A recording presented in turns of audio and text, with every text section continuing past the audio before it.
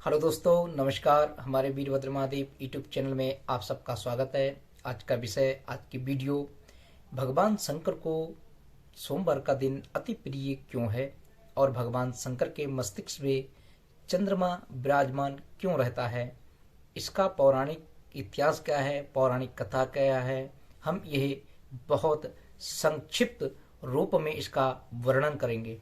तो दोस्तों, जैसे कि आप सभी लोग जानते हैं कि समुद्र मंथन हुआ। समुद्र मंथन के दौरान 14 रत्न निकले। उन 14 रत्नों में एक अमृत भरा कलश निकला, अमृत नामक रत्न निकला।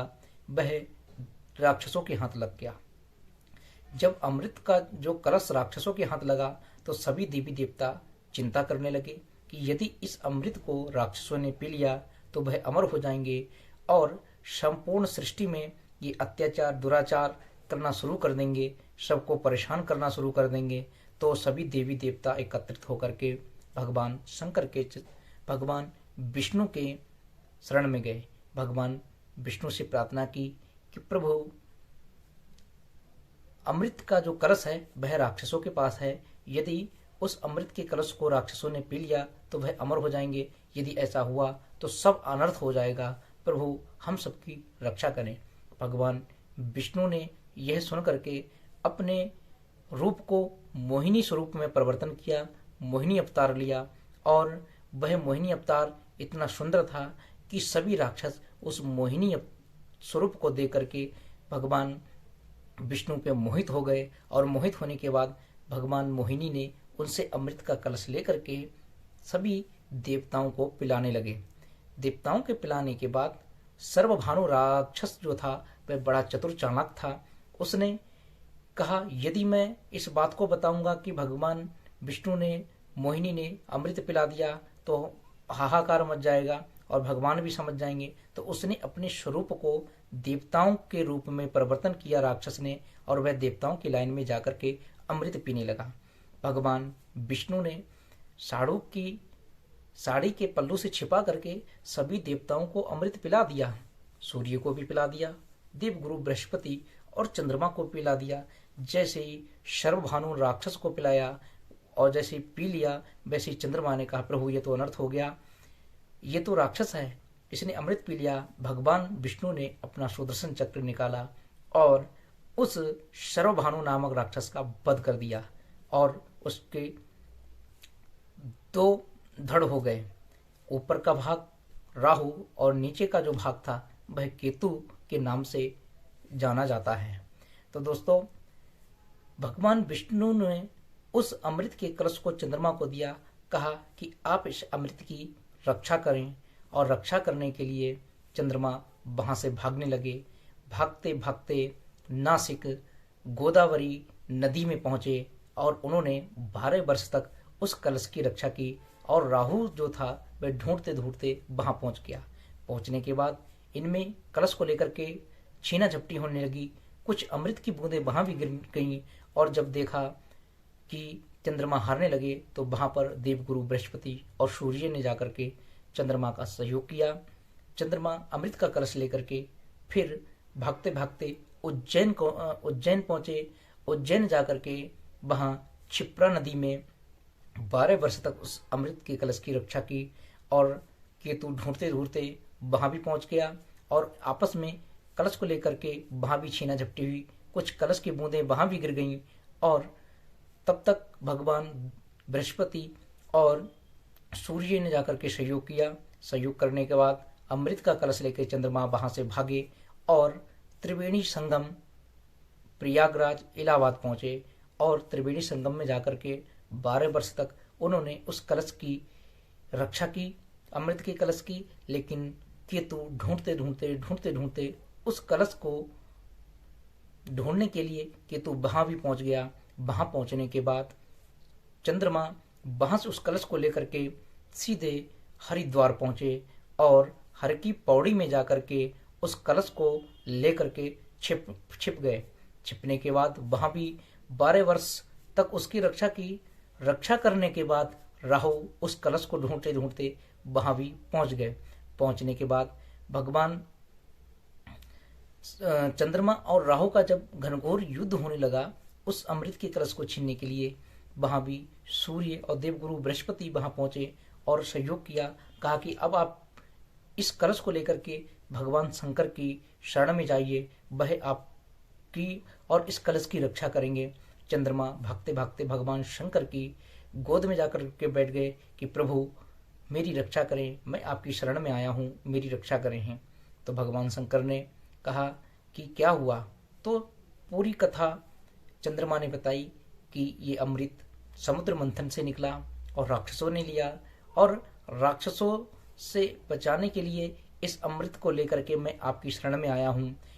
जब ये पूरी कथा सुनाने के बाद रोते रोते राहु भी वहां पहुंच गया। भगवान शंकर से कहा कि प्रभु मैं आपकी शरण में आया हूँ, मेरी रक्षा करें, मेरी रक्षा करें, मेरे साथ छल कपट हुआ है। तो उसने पूरी कहानी सुनाई कि समुद्र मंथन के दौरान यह कलश राक्षसों को मिला, और राक्षसों को मिलने के बाद भगवान विष्णु ने मोहिनी अवतार लिया। मोहिनी अवतार लेकर के छल कपट किया और देवताओं को सारा अमृत पिला दिया, हम राक्षसों को नहीं पिलाया। भगवान शंकर ने कहा कि जो भी मेरी शरण में आता है मैं उसकी रक्षा करता हूँ, और चंद्रमा अमृत को लेकर के पहुंचा है, मैं चंद्रमा और अमृत दोनों की रक्षा करूंगा। अब आप बताइए कि मैं आपकी क्या मदद करूं, क्या सहायता करूं। तो उन्होंने कहा कि प्रभु मुझे आशीर्वाद दीजिए, मैं आपसे एक वरदान मांगना चाहता हूं। तो भगवान शंकर कहते हैं कि मांगो।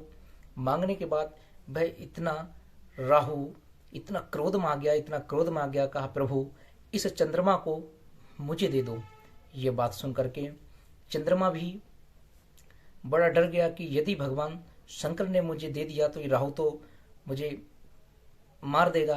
तो भगवान शंकर ने कहा कि आप इस चंद्रमा को क्यों लेना चाहते हैं। तो राहु ने कहा कि इसने मुझे इतना परेशान किया है, इतना परेशान किया है, इसी के कारण मेरा वध हो गया है, वो तो आपकी कृपा है कि मैं बच गया हूँ।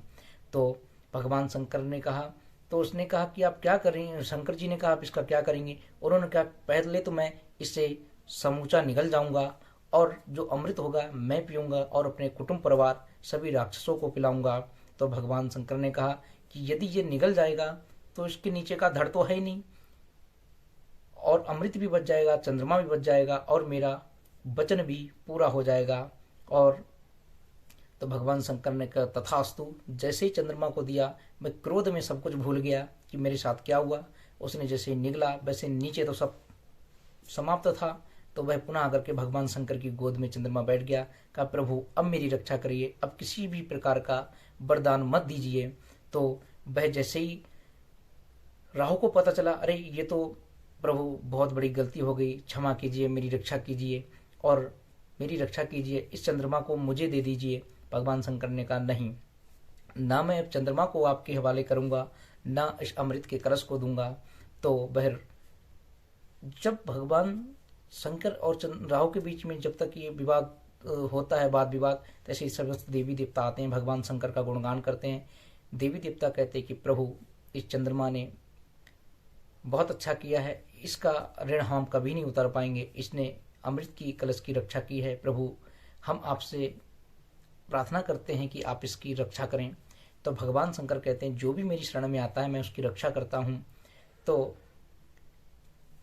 इतने में राहु कहता है कि प्रभु मैं भी प्रतिज्ञा करता हूँ, आपके सौगंध लेता हूँ कि यदि प्रथमा जब भी पृथ्वी पे आएगा तो मैं इसे ग्रहण योग लगाऊंगा, और यदि जब भी चंद्रमा पृथ्वी पे आता है तब ग्रहण योग लगता है, और ग्रहण योग लगने से समस्त सामग्रियां शुद्ध हो जाती हैं। और कहते हैं कि जब भी ग्रहण योग, कोई भी ग्रहण योग पड़ता है, उस दिन भगवान का पूजन, बंदन, अर्चन, वंदना, भजन, कीर्तन किया जाए तो अनंत गुना फल की प्राप्ति होती है।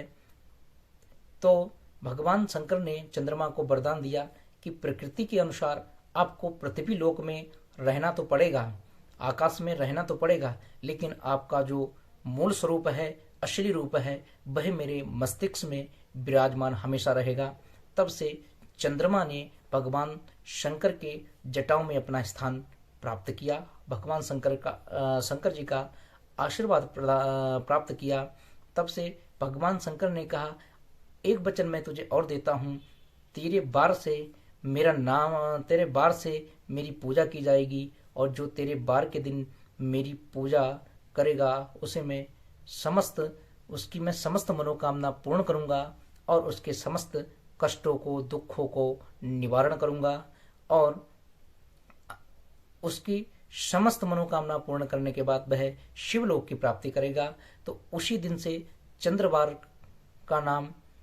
के नाम से सोमवार नाम जाना जाता है, और सोमवार के दिन जो भी भगवान शंकर पे श्रद्धा विश्वास के साथ पूजन अर्चन वंदना रुद्राभिषेक करता है, भगवान शंकर उसकी समस्त मनोकामना पूर्ण करते हैं।